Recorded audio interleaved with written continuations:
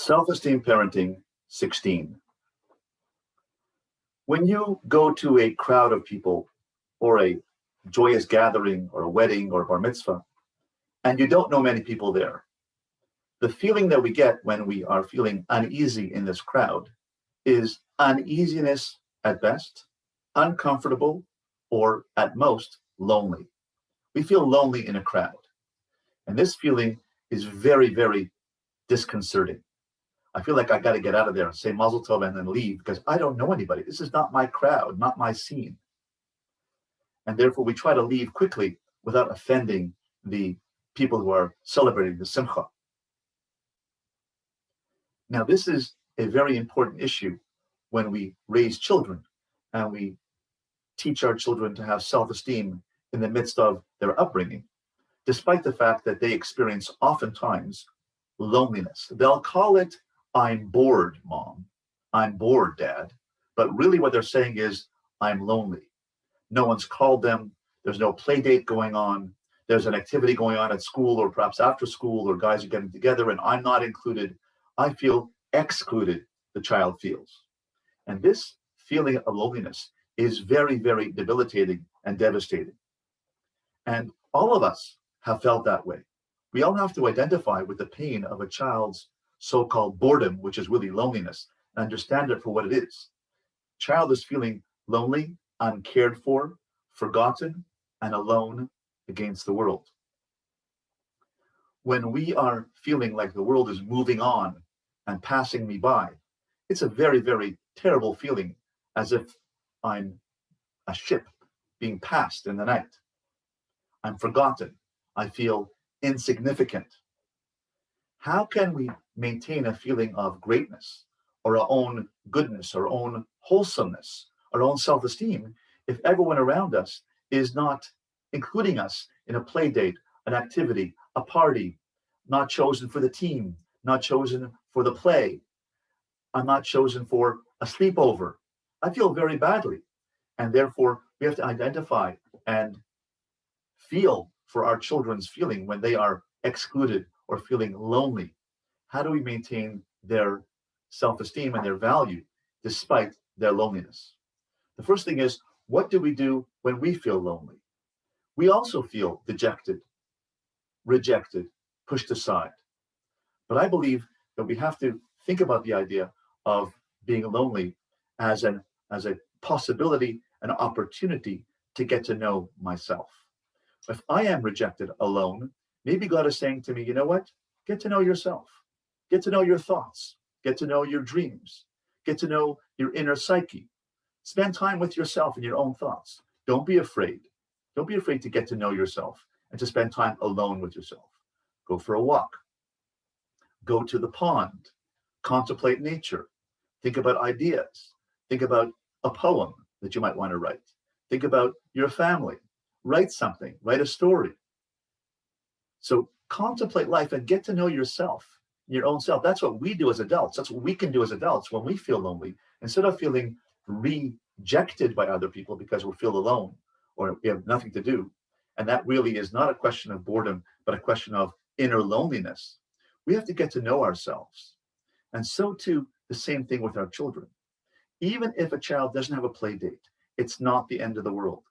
We have to teach them to get to know their own thoughts, to be okay, to be comfortable in their own skin, and to like themselves, to find things to do on their own.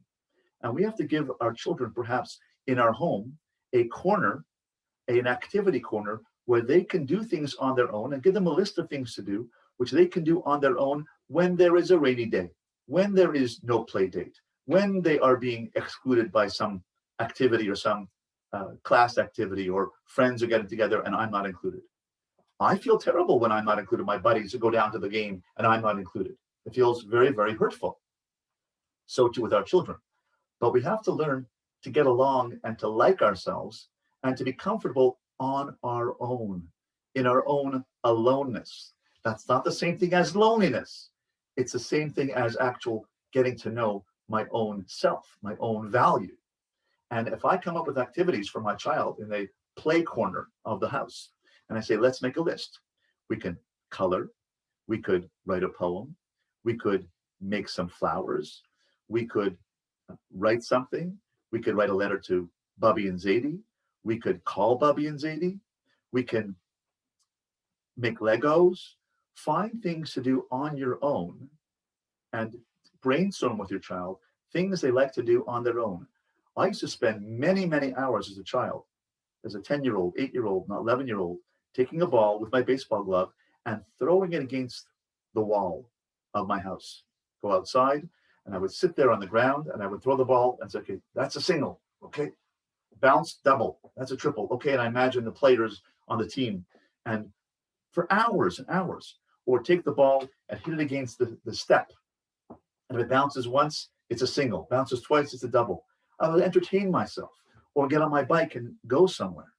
But today, most of us, our children, are entertained by devices, by the iPad and the tablet and the computer and Minecraft and games. And that occupies their time where they don't feel bored. And I guess that's why when teenagers do homework, they have to have music playing because they're scared to be alone. We have to teach our children to be okay with being alone. Find things to entertain themselves rather than always be entertained by devices, by entertainment, by media, by music, by videos. Try to have our children learn to like themselves and be comfortable in their own skin by spending time alone with themselves. It's a downtime. It's okay. Encourage them to spend time with themselves. And to do that, we have to make a list for our children, set up a little place in our home of an activity center where they can do things on their own and find inner peace by themselves. It's okay to be alone. We don't have to worry that our children are alone or abandoned because they don't have a friend to play with right now. They have to learn in life to be able to get to know their own thoughts, their own feelings, and to spend time on their own and to like themselves. That's the basic idea of self-esteem. We have to foster self-esteem amongst our children and in the midst of our children's hearts and psyches, but we also have to foster them to have self-esteem for themselves, to like themselves, and to enjoy spending time with myself. I like me. I like spending time with myself. And the more they do that for half an hour, 45 minutes, 2 hours, whatever the case may be, we have to encourage them to spend time alone. That's an important dimension of growing up, of self-development, of getting to know myself. And in that way, we'll give them the ability to be resilient, to be able to handle life's challenges. That life's not always going to be with partnership. It's not always going to be in a social situation. We're going to have to learn how to be alone in this world. That doesn't mean you have to be lonely. It means you can become friends with yourself. Enjoy your own company. Like yourself. Like your own company. And that way we can give them the tools to meet the challenges of life.